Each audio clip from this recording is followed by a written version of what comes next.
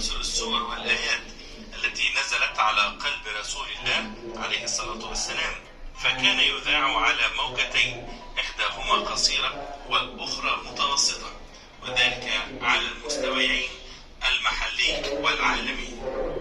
موجة قصيرة موجهة إلى كل أنحاء العالم وكانت شديدة القوة، وموجة متوسطة موجهة إلى مصر على وجه التحديد، وربما كانت ضعيفة إلا أنها كانت تصل إلى بعض المناطق وخاصة القاهرة الكبرى عموما.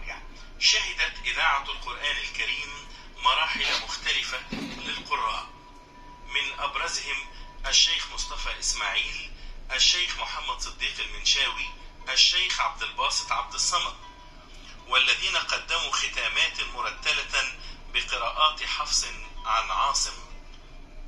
ألف لام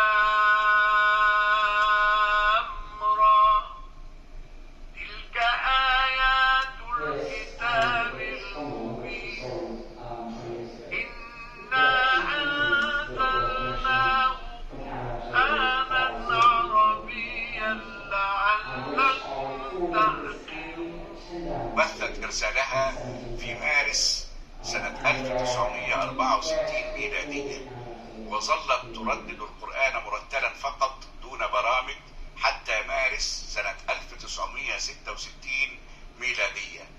والأشرطة الأولى التي سجلت مرتلة الشيخ الحصري سجل في المجلس الأعلى للشؤون الإسلامية، ثم بقية القراء سجلوا داخل الإذاعة. هذه الأشرطة كانت مقدمتها ونهايتها للأستاذ أحمد فراج عليه رحمة الله.